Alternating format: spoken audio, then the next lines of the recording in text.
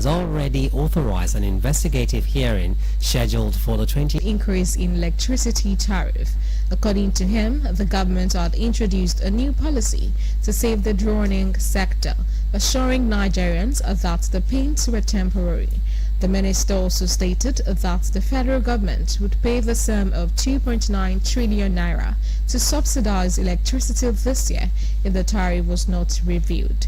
Chairman of the committee, Senator Eyinaya Abaribe, raised the question of how customers were migrated from the previous customer classes to different bands, requesting to know if the band classification was under the provisions of the law. The development comes on the heels of the recent increase in electricity tariffs for consumers in the Band A category by NERC. The governor revealed this today in Edo while commissioning the new Labour House. Comes into effect on May 1st, 2024. This is as the Nigeria Labour Congress (NLC) battles the federal government over increasing the minimum wage to match increasing national inflation and skyrocketing food inflation. The inflation rate for March 2024 hit 33.2% from 31.70% in February, according to the National Bureau of Statistics (NBS), while food inflation also rose to 31.7% in March from 30% in February. The NLC and the Trade Union Congress (TUC) had demanded 615,000 naira as the new minimum wage for workers in the country. The labor union's agreement was after President Bola Tinubu, through Vice President Kashim Shettima on January 30, set up a 37-member panel at the council chamber of the State House in Abuja. A cross-section of Ibadan residents has decried the worsening fuel scarcity as extra burden, having serious adverse effect on their livelihood. In a visit to some filling stations across Ibadan, private and commercial vehicles, motorcycles, tricycles were seen on long queues in an attempt to purchase fuel. It was observed that while few filling stations are dispensing petrol to motorists and other potential customers, others remained shut due to the unavailability of fuel.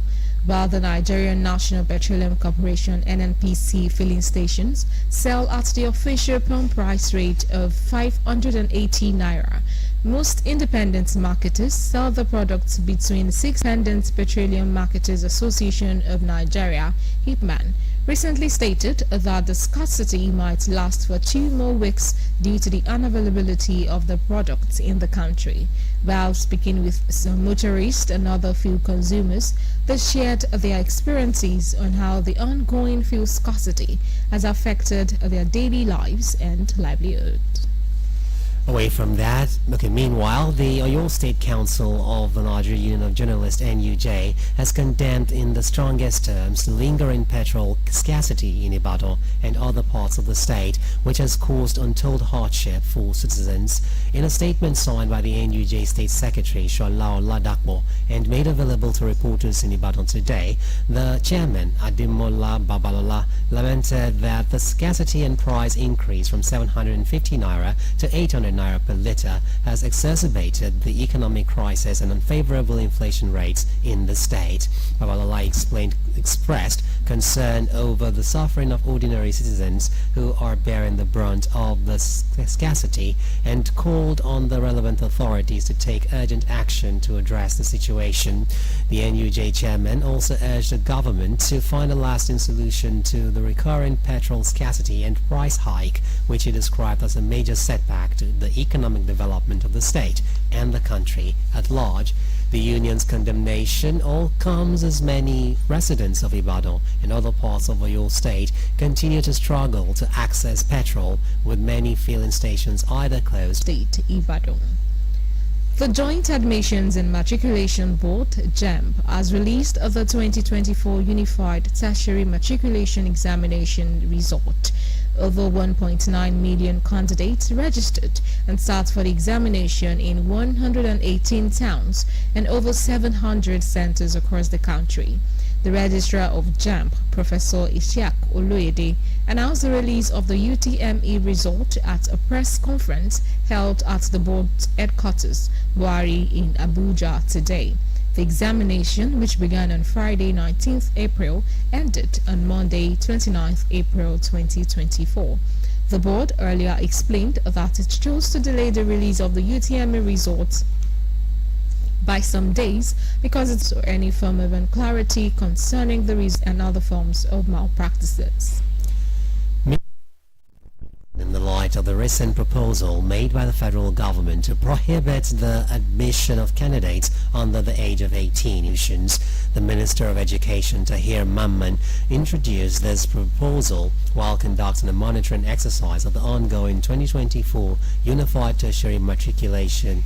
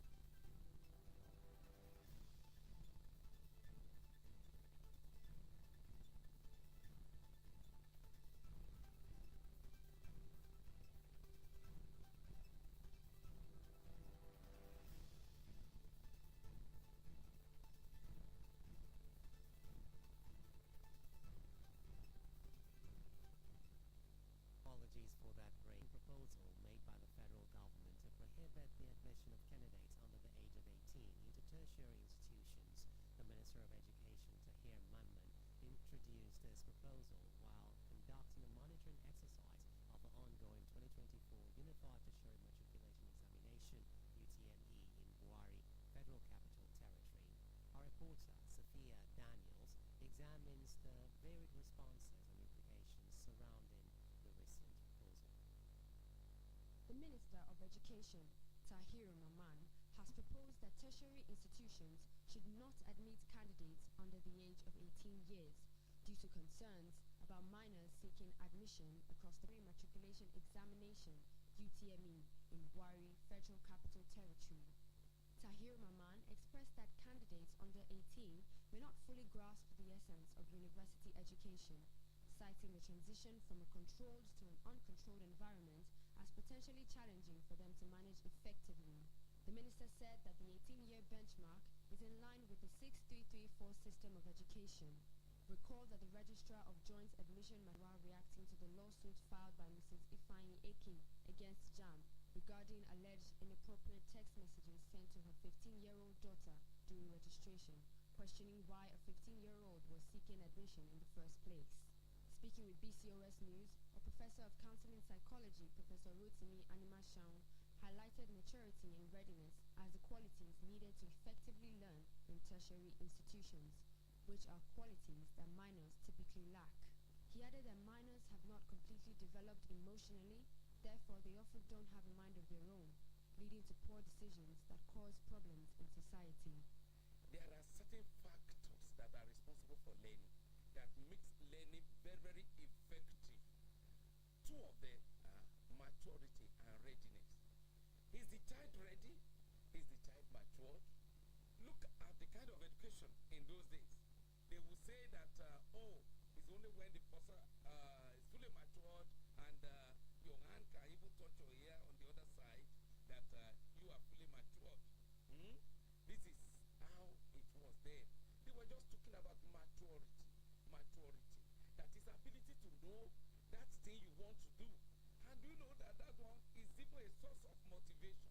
When nobody is pushing you, you discover this thing and you go into it with interest, you will be able to do well.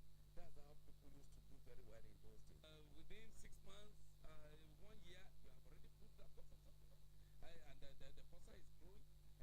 A child who's supposed to be sleeping at home for long hours to develop the brain accurately, all these children will be forced to wake up early in the morning. Don't we know that we are baking academic devils?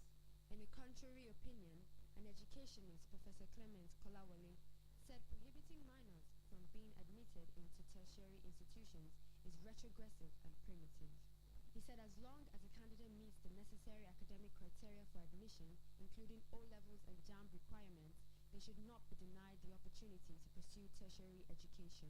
We have seen children go to school, and from there they begin to do exploration, play, and then before you know it, at the age of 5, because some of them are in primary school, these days we see accelerated promotion where you find some geniuses who come to school before you know it, they have known everything, they have mastered everything. The world is projecting such people, the brilliant. Now if you look at the age of graduation from secondary school today, this is a government that doesn't even have facility enough for those who are mature. Why would they put people at the age of 15 who have finished secondary school, who are brilliant, who have passed their own O-level requirements, who have passed JAM, who are willing to go to universities?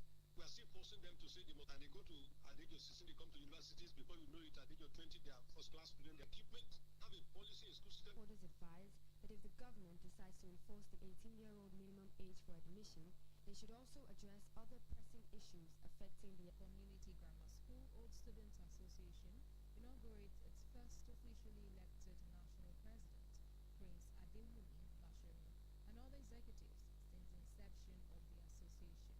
Our reporter, Olamide Owolabi, was at the event held at an event center in Ibadan.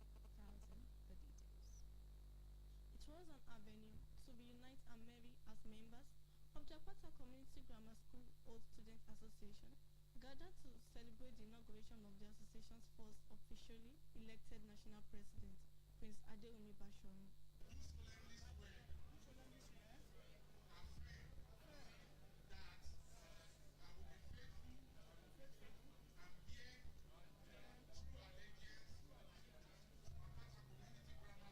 Apata Grammar School was established in 1980 in an attempt to bring education closer to the people. In his address, with the outgoing and present students and the staff on the mandate to keep the school going without dropping standards of studies and behavior. My advice is to the new president is for him to take over from where I've stopped, and I know he's going to do better than I have done. So another advice is for him to concentrate. So you should not listen to side talks. Concentrate and do the job. So with God's willing, things will work well for him. In his remarks, the newly elected national president for him, he assured them of a drastic change in the next 100 days of his administration. We expect progress of one is to engage the student in new curriculum whereby we can assist the school in infrastructural development. In their separate remarks, the newly elected vice president of the association, Mrs. Ariola Mojibola Babalola, and a prominent member of the association, Dr. Abiola Osho. To know that this administration is for wholeness, is for equality, and there's no biasment there. So we're all excited. High points of the event, which had the Tutor General of TESCOM 01, Alaja Ololade Aziz in attendance, was the presentation of certificates of return to the executives. Olamide Owolabi, BCOS News. Public and private schools in Oyo State today resume for the third term of the 2023-2024 session and commence academic activities in compliance with the directive of the Ministry of Education. In some schools visited by BCOS News, academic activities had commenced and the turnout for the session was impressive.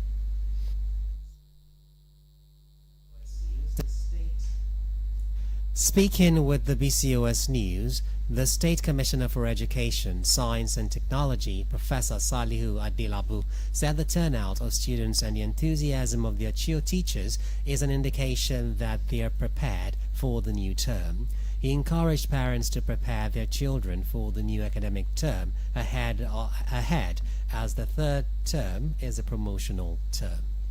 The Lagos High Court sitting in Ikeja has deferred till the end of trial its ruling on the application filed by the former governor of the Central Bank of Nigeria, Godwin Emefiele, challenging the jurisdiction of the court to try him on the charges brought against him by the Economic and Financial Crimes Commission (EFCC).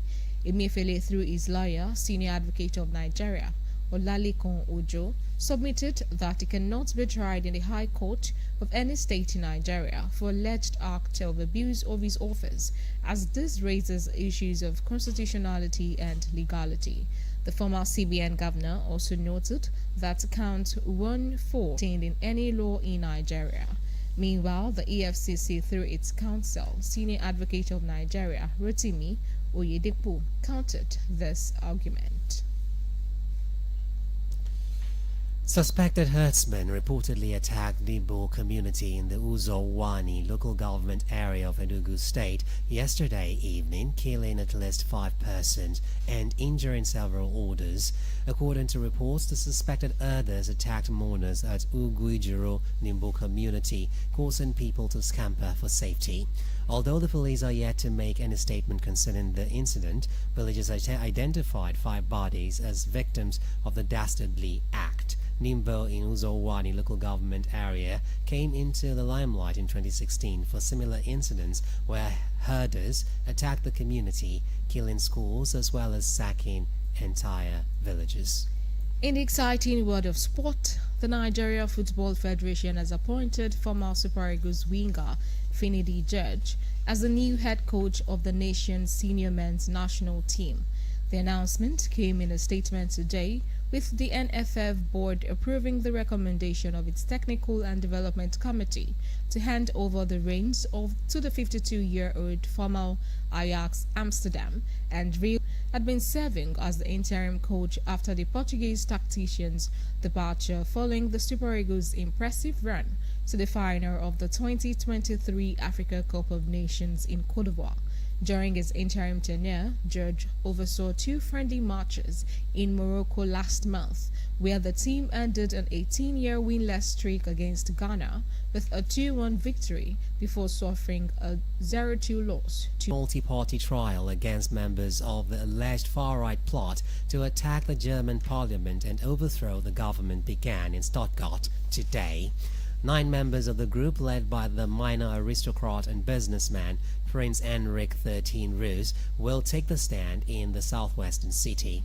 Prosecutors accused them of preparing a treasonous undertaking to topple the German government as extremist threat in Germany. The complexity of the trial and the need for extra security measures has seen proceedings against the alleged plotters split across 3 courts. Roos, who was set to be installed as head of state after the supposed coup, will face trial in Frankfurt in May, while a 3rd set of proceedings will open in Munich in June. To end this edition, efforts by his administration to manage Nigeria's foreign exchange market were necessary steps that prevented the country from going into bankruptcy. Tinubu spoke at the opening of a chat with key global business leaders on the sidelines of the event. The governor of Edo State, Godwin Obaseki, has approved a news. A cross-section of Ibadan residents has decried the worsening fuel scarcity as extra burden, having serious adverse effect on their livelihood. On the foreign scene, 9 members of a group led by the minor aristocrat and businessman Prince Henrik XIII Roos will take the stand in the southwestern city in a sprawling multi-party trial against members of an alleged Newscope desk for now. It was packaged by Adibola Muibi and delivered by Idowu Shekoni. Good evening. And Pelumi Asende. Thank you for listening, and don't forget to tune in for the Yoruba version at 8 p.m. Good evening.